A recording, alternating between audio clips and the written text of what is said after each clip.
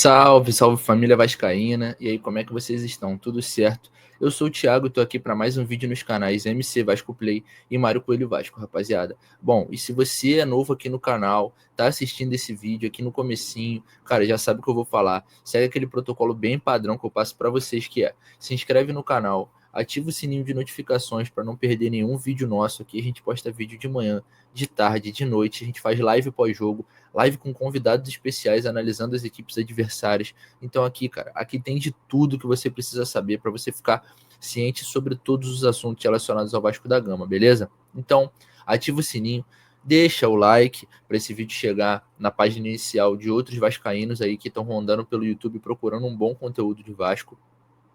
Obviamente também faz aquela orgânica e compartilha também na mão ali com seus amigos do grupo de WhatsApp, grupo de Telegram, porque eu sei que você tem esse grupinho aí de vascaínos, todo mundo tem, apesar de não estar falando tanto esse mês, a coisa tá um pouco chata, todo mundo tem aquele grupo, então faça com que a família Mário Coelho aumente cada vez mais e compartilhe com eles, beleza, rapaziada? Então é isso, hoje tem jogo, hoje tem Vasco e Lanús, primeira partida de Fernando Diniz, estreia ali do treinador à beira do gramado comandando o Vasco da Gama.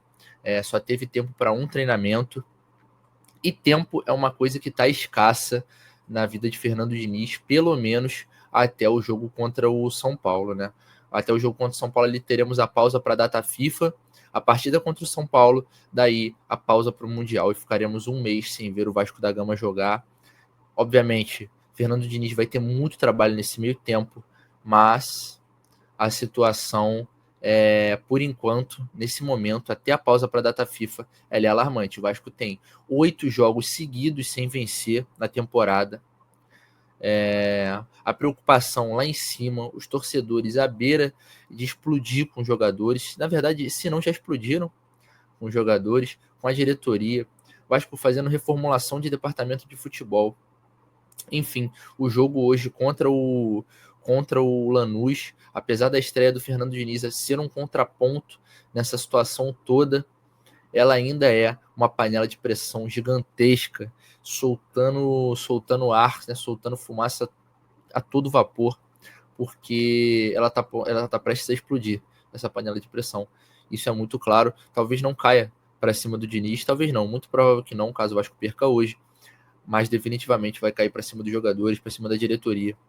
E vai ter cobrança, e vai ter, como é que eu posso dizer, a torcida do Vasco vai dar uma pressionada, porque, afinal, ninguém aguenta mais, né? Então, toda essa situação, ela traz um quê, né? Ela traz uma situação, um tempero um pouco mais apimentado para esse jogo de hoje, para essa semana, na verdade, porque o Vasco nos próximos 18 dias terá uma média de 3 partidas, de um jogo a cada 3 partidas, perdão. O Vasco disputará 6 jogos em 18 dias, o que dá uma média aí de um jogo a cada 3 dias, como disse.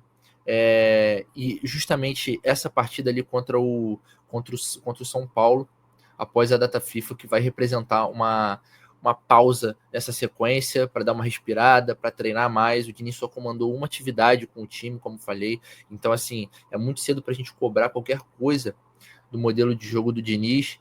Como disse, ele traz esse contraponto da sua estreia nessa situação que o Vasco vive hoje. Então, apesar do Vasco estar inserido nessa panela de pressão gigante, o Diniz não está dentro dela no momento, na minha visão. Tá? E vai demorar para se inserir nessa panela de pressão. Acho que está todo mundo muito curioso para ver o trabalho que o Diniz vai fazer, apesar de alguns não acreditarem, outros acreditarem. Acho que no geral está todo mundo muito curioso, e obviamente torcendo para dar certo, independente de qualquer coisa, independente de opinião. E é exatamente isso, essa pausa que pode ser que dê o tom que o Fernando Diniz precisa para o time ficar do jeito que ele quer. Não exatamente do jeito que ele quer, porque eu acho que algumas contratações têm que ser feitas, mas ao longo desse período aí de um mês, o Vasco também tem que se orientar, também tem que buscar jogadores que o Diniz busca no mercado, porque houve sim pedido do treinador para alguns jogadores, 2 a 3 jogadores ali no mercado. O Vasco não vai ser agressivo no mercado, e isso a gente já sabe muito bem, mas alguns pedidos pontuais devem ser cumpridos pelo treinador, afinal, o treinador entende algumas fraquezas no elenco, de profundidade e tudo mais. Enfim, entramos na era dinizismo parte 2. O próprio Diniz, como disse, já falou que devia isso ao Vasco, sentiu que era o momento de retribuir isso. O presidente Pedrinho é um cara que ele tem muita admiração, a gente já comentou muito sobre isso. Enfim, tudo levou o Fernando Diniz a esse cargo. A gente já imaginava que o Fernando Diniz estava cada vez mais próximo de comandar o Vasco da Gama com o Pedrinho no comando, principalmente do jeito que as coisas vêm tomando direção, né? Ainda não surgiu nenhum comprador da SAF, o Carille acabou não emplacando, o próprio Felipe também não foi muito bem, então abriu caminho total aí para o Diniz ser o novo comandante do Vasco da Gama. Enfim, é isso, rapaziada. Eu acho que no mais é esperar para ver. Não tem muito, como eu disse, o Diniz não tem muito tempo de treinamento, apenas dirigiu uma atividade, então a gente não, eu acredito que a gente não possa esperar ainda um Vasco da Gama extremamente Diniz, mas eu acho que uma coisa ou outra do treinador a gente já vai conseguir ver, um conceito ou outro de jogo, uma aproximação, uma compactação, enfim, qualquer coisa desse tipo mais simples, digamos assim, que caracterize o jogo de Fernando Diniz. Talvez uma pressão mais alta, um bloco médio mais compacto, mais conjunto, enfim, um time mais confiante, de repente. São N fatores. Muito foi comentado.